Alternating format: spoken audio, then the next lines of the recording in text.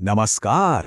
आज हम एक ऐसी जबरदस्त कहानी की दुनिया में चलेंगे जहां बहादुरी, प्यार और आध्यात्मिकता का एक कमाल का संगम है। हम बात कर रहे हैं तमिल लिटरेचर के एक शानदार महाकाव्य जीवक चिंतामणि की। ये एक ऐसे राजकुमार की कहानी है जो जंग और मोहब्बत के दम पर दुनिया तो जीत लेता है, पर उसकी असली यात्रा तो उसके बाद शुरू होती है। तो चलिए इस कहानी में गहराई से उतरते हैं। सबसे पहले हम जानेंगे कि ये महाकाव्य इतना खास क्यों है। फिर देखेंगे राजकुमार जीवक का जन्म और उनका स्ट्रगल। इसके बाद हम उनके 8 विवाहों के पीछे छिपे मतलब को समझेंगे। देखेंगे कि कैसे उन्होंने अपना खोया हुआ राज्य वापस जीता और आखिर में राजपाट छोड़कर मोक्ष तक का उनका सफर कैसा रहा। चलिए सबसे पहले ये समझते हैं कि आखिर जीवक चिंतामणि सिर्फ एक कहानी भर नहीं है, बल्कि तमिल साहित्य की एक मजबूत नींव क्यों मानी जाती है।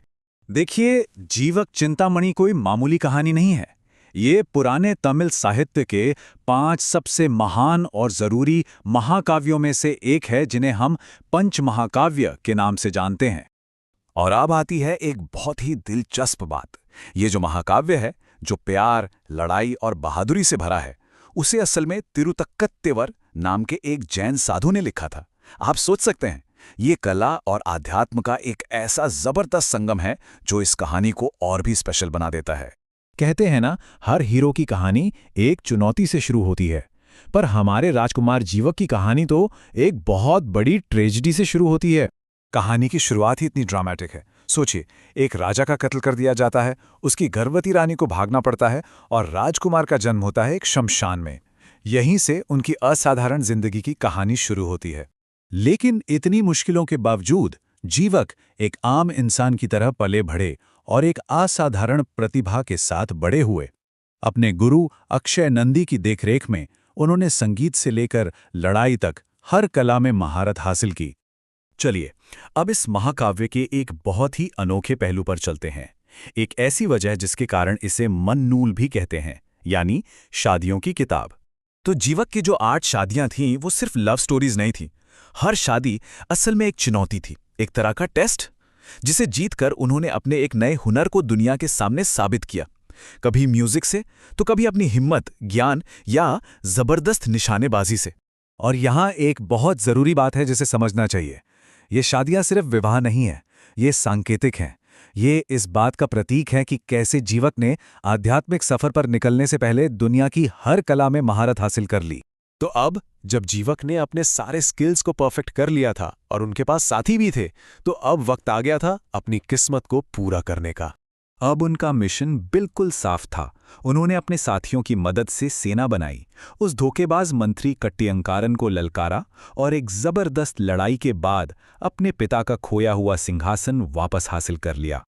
तो अब जीवक के पास सब कुछ था, ताकत, पैसा, परिवार। लेकिन कहानी यहां खत्म नहीं होती। असल कहानी तो सच पूछिए तो अब शुरू होती है। और यहीं पर यह कहानी एक बहुत ही गहरा सवाल खड़ा करती है। वो सवाल जिसका सामना खुद जीवक को भी करना पड़ा। जब आप सब कुछ हासिल कर लेते हैं, तो उसके बाद क्या? असली सुकून कहाँ मिलता है? जानते हैं, उन्हें ज्ञान की प्राप्ति किसी जंग के मैदान में नहीं हुई, बल्कि एक बहुत ही मामूली सी चीज को देखकर हुई। उन्होंने आसमान से गिरते ओलों को पिघलते हुए देखा और उन्हें एहसास हुआ कि जिंदगी और दुनिया की सारी खुशियां भी तो इन ओलों की तरह ही हैं, पल भर में खत्म।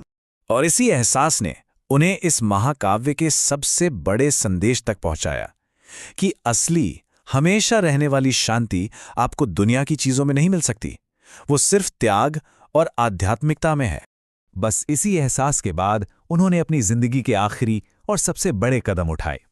अपना राजपाट सब छोड़ दिया, एक जैन साधु बन गए और सालों की तपस्या के बाद उन्हें वो मिला जिसकी तलाश थी, मोक्ष।